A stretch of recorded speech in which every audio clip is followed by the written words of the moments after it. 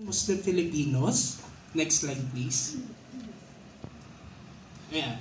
So, the NCMF is created under RA 9997, which mandates us to protect and preserve the well-being of every Muslim Filipinos, taking into consideration the culture, tradition, and of course, the religious belief. That's why when we talk about halal, it is actually embedded in the core of our mandate, together, of course, with our partner government agencies. So, in terms of halal industry, we are mandated to promote and develop halal industry, including the Islamic banking, finance, accreditation of halal certifying bodies. And this is to ensure compliance and promotion of halal practices. Next slide, please. So, sino po sa atin dito nakakaalam ng halal na term? Honest to goodness, will you agree with me na pag sinabi nating halal, para sa atin, ang pumapasok sa isip agad natin, pang Muslim yan. Tama po ba? Yes. Oh, tama po, no? But actually, halal is an Arabic term which means permissible or lawful. Well, may punto naman po, no? Because we are basing this on Quran and Islamic teachings. But later on, we will discover na hindi lang siya talaga about religion. No? It's about the method of preparation of the products or services. So, yun po. So, it encompasses food, beverages, cosmetics, pharmaceuticals, financial transactions, and animal slaughter, which we call aspects of halal. So, later on, iisa-isahin po natin. Ayan. So, halal means compliance with Islamic law or Sharia. So, we have to consider the Holy Quran, the teachings of our Prophet Muhammad, and the interpretation of the Islamic scholars. So, let's move forward. However, hindi na po natin kayang i-discuss dahil sa limited time, yung talagang in-depth discussion yan. Because that might be a subject of a different course sa college, sa haba ng discussion yan. So, we will just give a brief background. No? So, for the first aspect, we have the food industry. So, ito po yung ating common, no? Understanding when it comes to food industry, paano siya sasabihin halal. Okay? So, for halal food, it must be prepared and produced following Islamic dietary laws.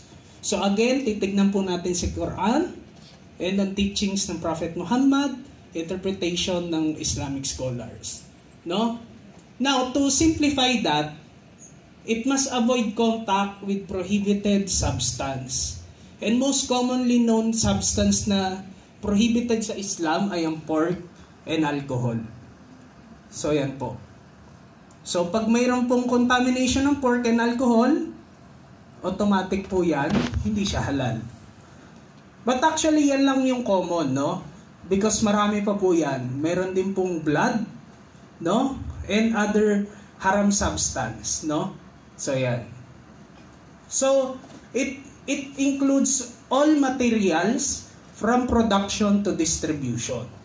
So, from preparation of raw materials, to mixing, to packaging, to distribution, lahat po ng aspects ng production dapat halal compliant. Kasi kung may isa pong hindi, then the product would not be considered halal. No? Yeah. So the food does not contain any ingredients that are najis.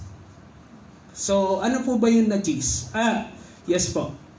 Najis is an Arabic term for unclean or dirty, no? So ito po yung gusto namin talaga emphasize. Kung ito po ay maiintindihan ng non-Muslim consumers, ma-appreciate nila ang halal. Kasi hindi lang po ito about religion. This is also about cleanliness of preparation, cleanliness of the production, no? So Diyan po natin pwede rin matarget yung non-Muslims. So, yan po. So, the food should be safe and not harmful, no? Meaning anything that puts in danger yung ating limbs and life, no, is considered haram. Therefore, not halal, no? So, yan. The food that is not prepared, processed, or manufactured using equipment that is contaminated with things that are najis. So, not only the raw materials used, but also the equipments. Kino-consider din po yan. Kasi malay mo, mayroong, I don't know, fecal matter ng small animals, no? So, dapat po yung equipments din kasama sa consideration. So, yan. Next slide, please. Ayan. Moving forward to finance, no? Another aspect of halal. So, again, ang Islamic finance is based on Islamic principles and jurisprudence, no? So, i-consider na naman po natin ang teachings ng Islam, no? So, the most commonly known, no, prohibitions when it comes to financial transaction ay ang riba, no, or interest in English, and yung investment sa mga haram businesses like gambling. Yan po yung most commonly known when it comes to financial transaction.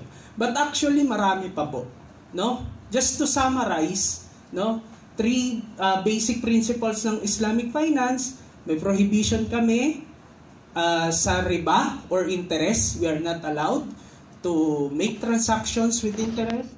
We are prohibited to gamble or to wager. Yun sa anything that is uncertain, bawal po kaming mag-transact doon, no? So that's what we call maisir and garar, no?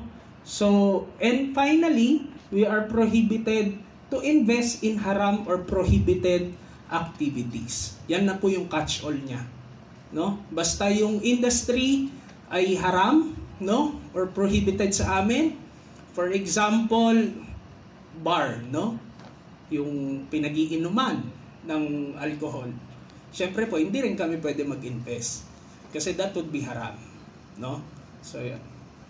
So, next is for the cosmetics, pharmaceutical, and clothing, no? Dito po, the product should not contain haram ingredients. And